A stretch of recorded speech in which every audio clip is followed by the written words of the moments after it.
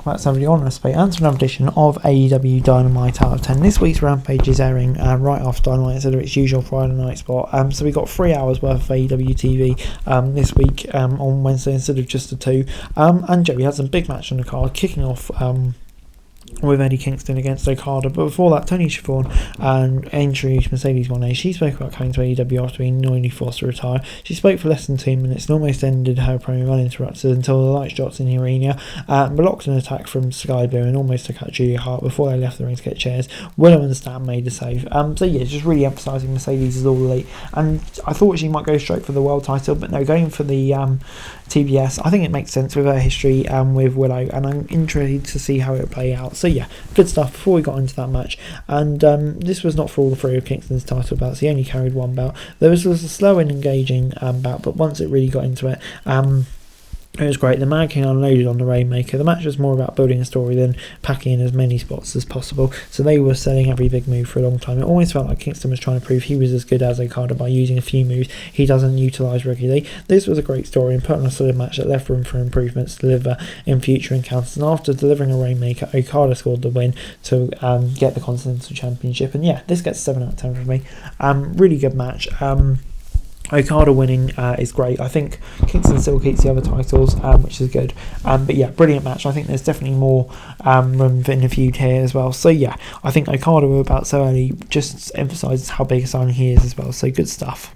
We then saw Chris Jericho taking on Hook, and following a win in a recent tag match, Jericho decided to test himself against Hook. As they kept locked up, Hook hit a high angle suplex that kept Jericho down for a long time. Once Lionheart was back on his feet, the cold-hearted Hanson Devil unleashed a flurry of strikes to boot him down. Jericho kept trying to make a comeback, but Hook kept dumping him on his head with a stomp to it. The young man wasn't able to get a hit and run, but he did get a pinfall victory.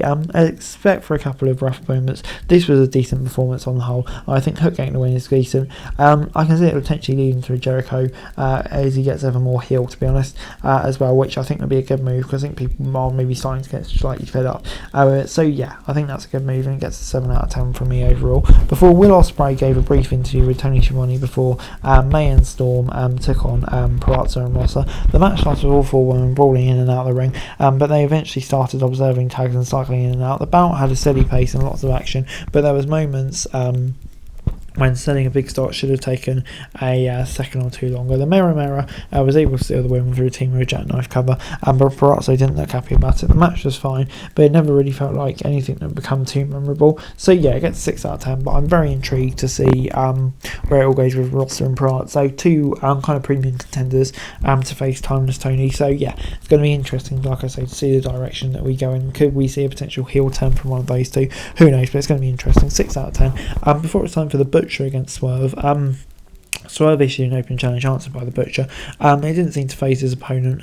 Swerve nailed him with a headbutt and beat him down, but the powerhouse didn't go down without a fight. However, it only took Swerve a few minutes to win by submission. I think we all knew this was coming. There wasn't much to it really. I think just building up ahead of another match with Joe. But yeah, did the job. I guess 6 out of 10. We then got Christian Cage taking Adam Copeland on in the main event.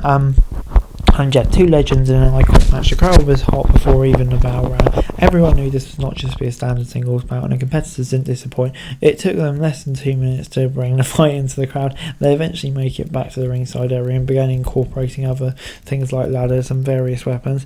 Blood was spilled and tables were broken and the bodies were bruised. To see these 2 guys who debuted in the 90s being able to do this was still great. The only had the referee asking if they wanted to quit sparingly, so it never felt like a match was being overplayed. Shayna hockey stick to hit a low blow and give Cage the upper hand.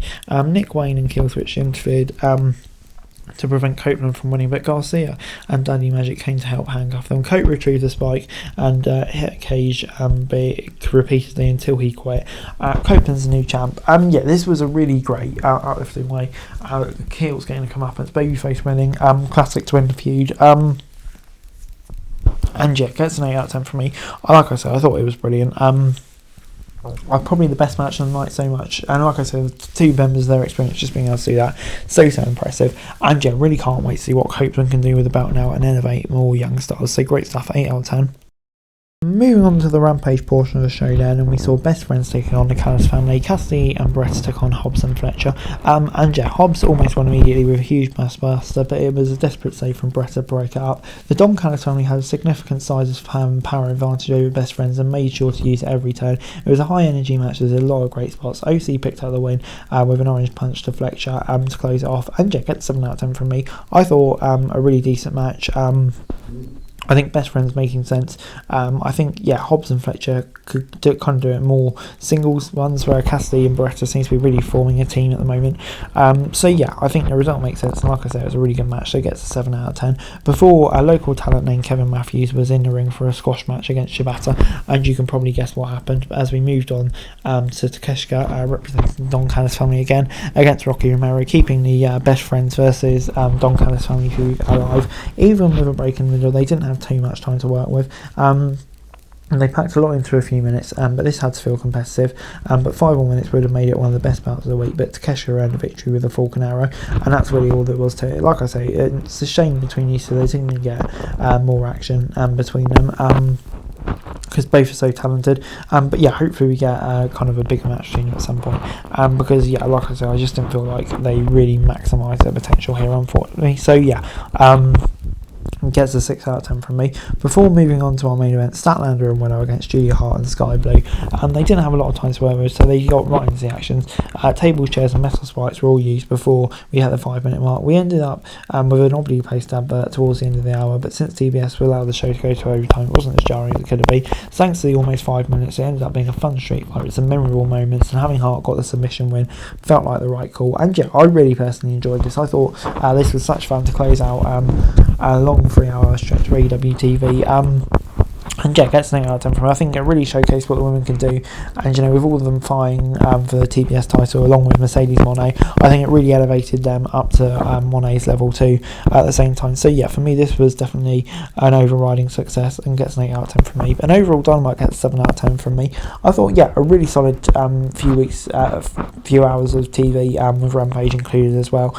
You know, such fun matches, Kingston against Okada, the main event on Dynamite, the main event on Rampage. Yeah, just constantly delivering. I think it's the quality of the in-ring work that really elevated this show. I thought on the whole, yeah, it was great. Hey guys, that's it for this video. Thanks very much for watching. Remember to like, share, subscribe, follow us on our socials, link in the description below for daily wrestling news, meme and content. Subscribe to our other channels on screen right now, that'd be greatly appreciated. Thanks very much for watching. Peace out.